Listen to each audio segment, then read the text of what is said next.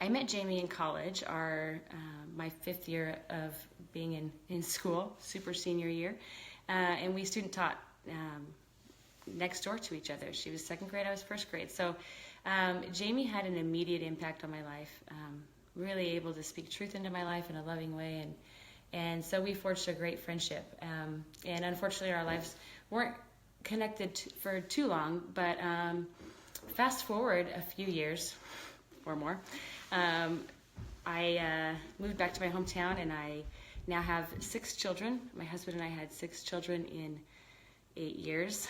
A little crazy. Love it, but crazy. And I reconnected with Jamie about a year ago, a little over a year ago on Facebook, and I was just struggling.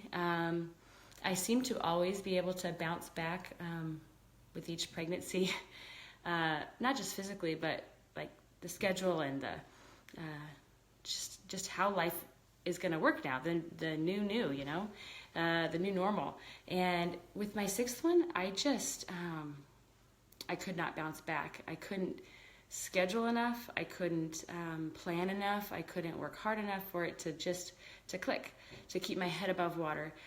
So I needed something. Hi, Serena. I just needed something to help me out. And so knowing Jamie, and I can't say enough good things about Jamie, I thought I'll give it a shot. And then when I got in, the first welcome video, I thought, oh, I'm winning this. Like, I'm a competitive person. I have been my whole life. Like, I'm in this, and it's kind of just got that competitive spirit fired back up, and I'm like, I'm winning it. I'm gonna win this whole challenge, and I'm gonna work out harder than everybody else, and I'm gonna move forward and see some change. And I had no idea what it would unearth in me going through this process. Oh my goodness. So I just want to share with you 3 things, in the areas that this program has helped me to grow, helped me take a look at some things in my life, and just move in the direction that I want to be moving in instead of just reacting to life. So the 3 things I wanted to share are all kind of based in some belief systems or some habits that I had created through childhood and young adult life that I was still trying to operate in, and it wasn't working. It wasn't working well. I was not a super happy person, and it just wasn't working anymore. And so 3 of those operating systems or belief systems that I was just working in, I'm going to share with you. The first one was my feelings. So I had a very dysfunctional childhood, very long story, but I learned to avoid feelings, to avoid acknowledging them, to hide them, to shove them, they're bad. If they're not perfect, or if they don't look pretty, they're bad, and so you shove them away and hide them. And so what this change process has allowed me to do, or encouraged me to do, or maybe given me permission to do, was just take a look. And sometimes moms, especially, I think we put ourselves last, and we work, and it's like I think about a junk drawer. I have maybe more than one junk drawer in my house, and it starts out with some pens and pencils and scissors here and some tape, and then pretty soon there's tools and kids' toys and little Lego pieces you don't want to lose, or it's just a junk drawer that you shove, close it, you don't see it.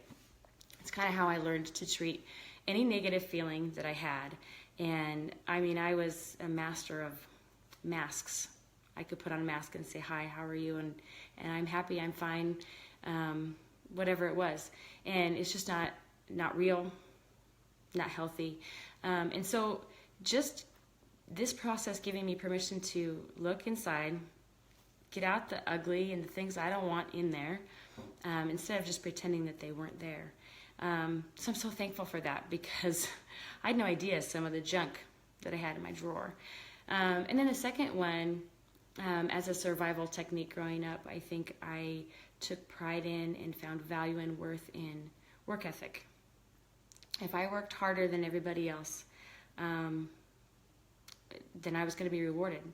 And that reward was usually just feeling valued, feeling accepted, feeling like I had something to offer.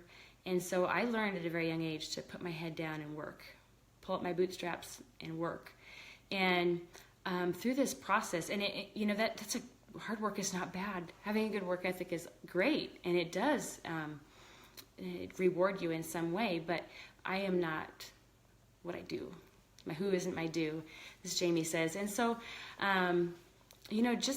just being able to realize, okay, that mentality, that thought process got me through some really rough young adult and childhood circumstances, and it worked, and it wasn't bad, and I'm glad I had it, because I don't know where I would be if I didn't, but now it doesn't work anymore. Like, I remember somebody that was very influential to me in my young adult life said to me, well, good things happen to good people. And it was like almost like a karma thing. Like, if you do good, you're going to get good. And there's some truth in that, but you don't have to live very long on this earth to know bad things happen to good people. And when I just kind of acknowledge that like, no matter how hard I work, it doesn't mean I'm going to get necessarily what I'm looking for, and it doesn't mean it's going to protect me or defend me.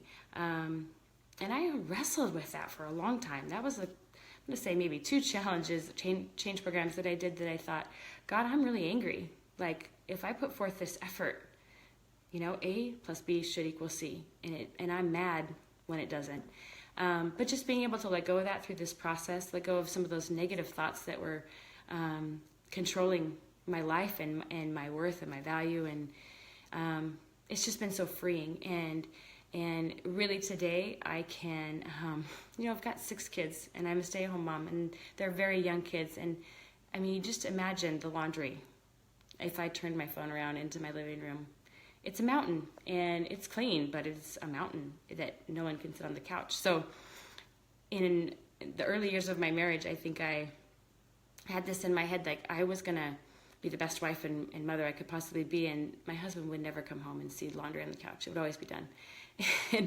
and I'm not sure what I got value out of that, but I did. And now, today, I can look at the laundry, and I can grab a book, and I can go sit down with my kids and read. Or I can have a dance party, or I'm free to do that. I'm free to let go of what my house looks like, or what I look like, or anything that I'm doing. I can let go of it and find value and freedom to really care about the things that I care about. And then finally, my marriage.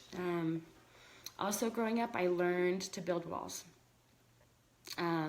In Christianese, we can call them boundaries sometimes, and they're healthy. I learned to build walls whenever the relationship I was in had tension or had difficulty or even just confrontation. It was better and even I thought in my head, I'm being peaceful. I'm creating peace and unity if I just hide those feelings, build the wall up, protect myself from getting hurt, and I don't have expectations of people. I just keep building that wall. And we all know now, I mean, I can say clearly now that I know I was protecting myself, but I was also protecting myself from experiencing love and joy and just real life. The good, the bad, and the ugly, but also the joy and the peace and the just life,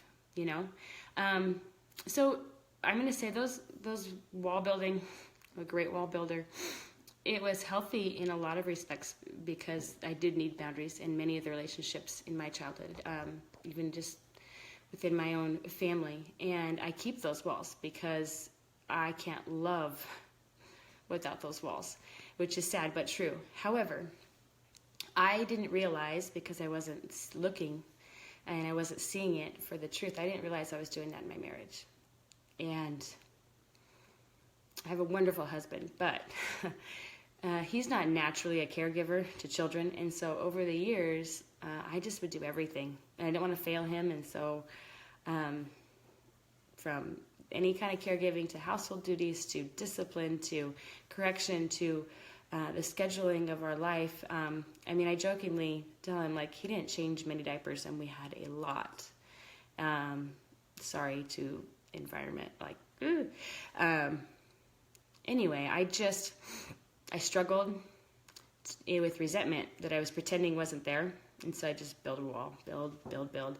And so pretty soon I was like, gosh, I'm so upset all the time. We'd go somewhere and we'd get in the car and he'd be talking to the adults the whole time, socializing. We'd get in the car and he'd say, that was fun. And I'd be like, yeah, it was fun. I didn't have one adult conversation. I was chasing kids. And in all honesty, he didn't really totally know what was going on. He tried to help, but then he wouldn't do it my way. And so I'd step in and say, no, that's not how we do it.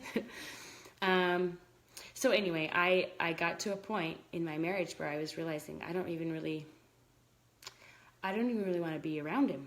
Like, he's bugging me. I have all this resentment built up that he doesn't even know a lot about.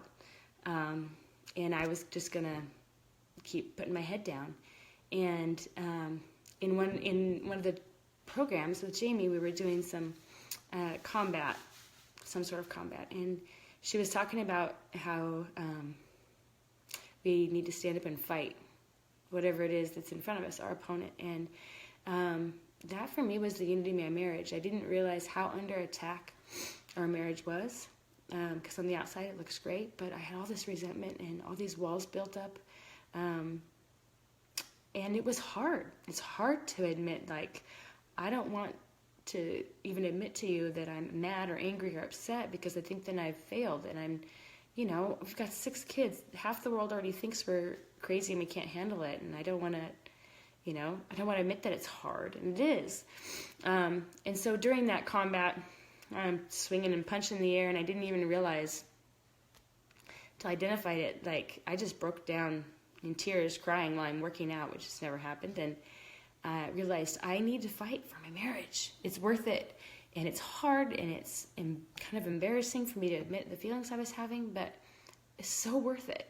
And it is still hard, because when you build a wall in a relationship, it took a long time to build, and I was having to break it down brick by brick the same way I built it. And so we're still in that process, but now there's unity. Now there's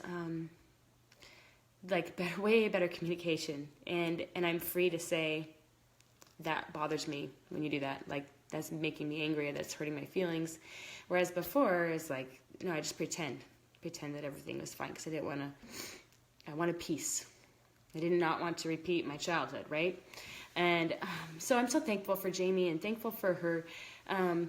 She's got a way of encouraging you and challenging you that is so loving and graceful, and beyond a shadow of a doubt, even if you don't know her, that the pushing and the prodding questions and the take a look at this, take a look at that, the why, it's because she cares. It's not, you never feel condemned, which I know is a great fear of mine. I didn't want to feel condemned for the mistakes or the junk in my life. So now I'm on a road and a journey and a path. I'm not where I want to be, but I'm going in the right direction. And I will say, even now, it's not like that wall doesn't get rebuilt. There's times and days, yesterday, there's a brick. And then I think, nope, take that brick down and communicate and fight for the unity of my marriage. So I'm so thankful. And I just want to encourage you, if you don't know Jamie and you sign up for this, you're in for a treat. I can't say enough good things about her. And she's not perfect. And I only know that because she tells you she's not perfect. I think sometimes I'm like, I don't know. She's wonderful. And Alicia's workouts are amazing. And I just want to encourage you to check it out. Get in the page. You got a couple more days here. See what's there. Explore it. And I just thank you for listening to me kind of ramble and share my story. And hopefully I get to meet some of you soon. All right. Have a good day, you guys.